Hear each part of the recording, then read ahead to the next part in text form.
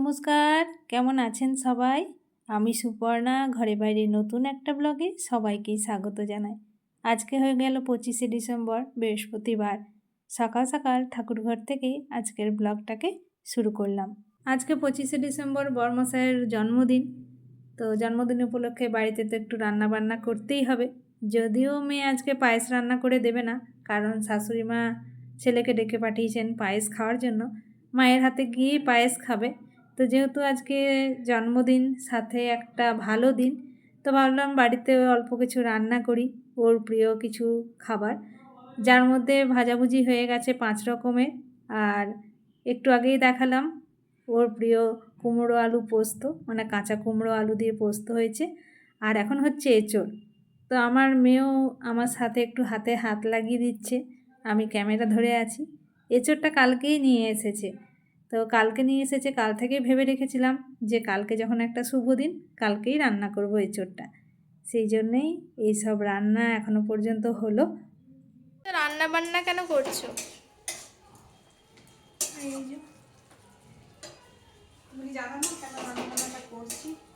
তো যার জন্য রান্না বান্না করছো সেই তো এখনো নেই। তো আজকে কি কি মেনু হয়েছে? খাওয়ার সময় দেখা যাবে। আচ্ছা, সাসপেন্স ক্রিয়েট করা হচ্ছে এখানে। ঘড়িতে এখন হয়ে গেছে 2:30। দুপুরের রান্না তো কমপ্লিট হয়ে গেছে। রাতের রান্নাটাও সেরে রাখছি, কারণ যেহেতু সকালে আমাদের কোথাও বেরোনো হয়নি, হয়তো বিকেলবেলা কোথাও যেতেও পারি, তো এসে আর রান্না করতে ইচ্ছে করে না, সেই কারণে রান্নাটা ভাবলাম এগিয়ে রেখে নিই।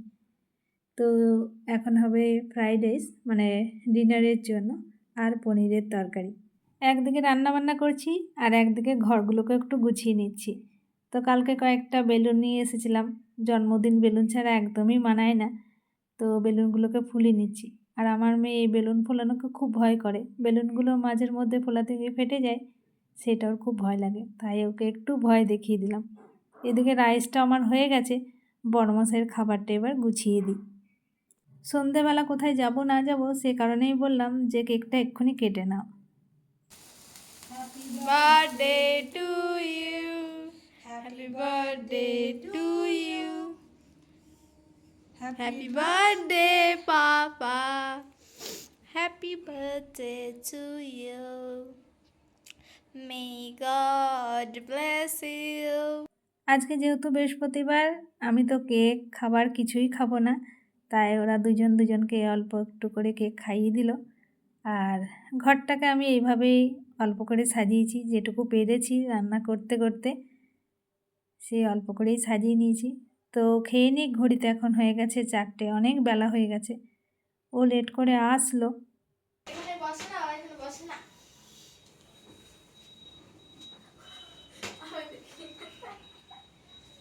গিফটের উপরে আমার মেয়ের একটু আলাদাই ভালোবাসা। নিজেও যেমন গিফট পেলে খুব খুশি হয়, আবার অন্য কাউকে গিফট দিলেও ও খুব খুশি হয়।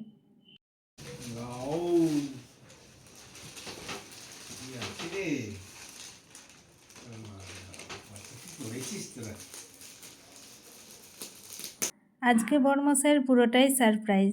কি রান্না হয়েছে, ঘরটা কিভাবে গুছিয়েছি, আর এই গিফটের ভেতরে কি আছে সেটাও কিন্তু ও জানে না।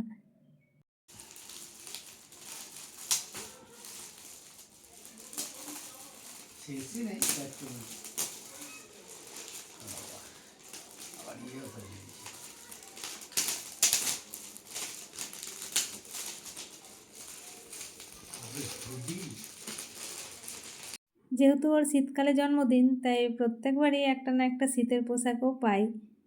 তো হুডিটা আমি নিজেই পছন্দ করে নিয়ে এসেছিলাম, তবে কালারের জন্য আর সাইজটার জন্য একটু ডাউট ছিল। ভাবলাম কি জানি কালারটা পছন্দ হবে কি না, একটু হালকা কালার। তো কালারটা পছন্দ হয়েছে, এবার পরে দেখে নিক সাইজটা ঠিকঠাক আছে কি না, তাহলে আর চেঞ্জ করতে হবে না, নইলে আমাকে আবার চেঞ্জ করতে যেতে হতো। তো সাইজটাও মোটামুটি ঠিকই আছে মনে হচ্ছে, চেঞ্জ আর করতে হবে না।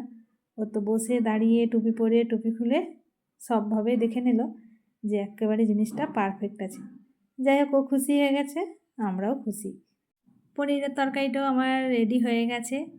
তো ডিনারের রান্না মোটামুটি কমপ্লিট। আর রাত্রেবেলা আমার জন্য অল্প কিছু রান্না করতে হবে, কারণ এগুলো তো আমি আজকে খাবো না, সেই কারণে। ঘড়িতে এখন হয়ে গেছে 5টা, রান্না শুরু করেছি তখন 11:30। এই রান্না কমপ্লিট হলো। এবার জামা কাপড় সব পাট করতে হবে, সব তোলা হয়ে গেছে, শুকিয়ে গেছে, সন্ধে টন্ধে দেবো।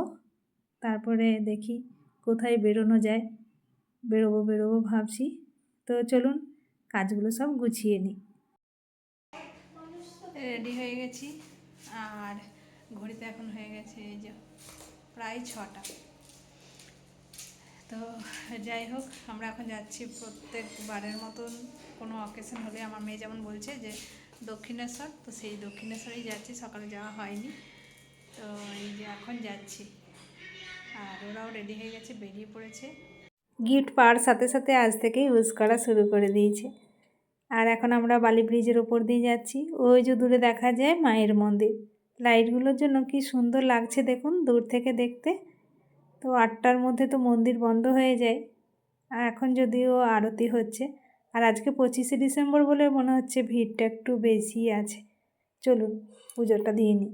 ঘড়িতে এখন হয়ে গেছে 9টা, আমার জন্য রান্নাবান্নাটা সেরে নিচ্ছি। তো সিমুইয়ের পায়েস হয়ে গেছে, আর এখন গরম গরম লুচি ভাজা চলছে। অল্প করে আটা মেখেছি, কারণ মেয়ে বলেছে লুচি খাবে না, রাইস খাবে।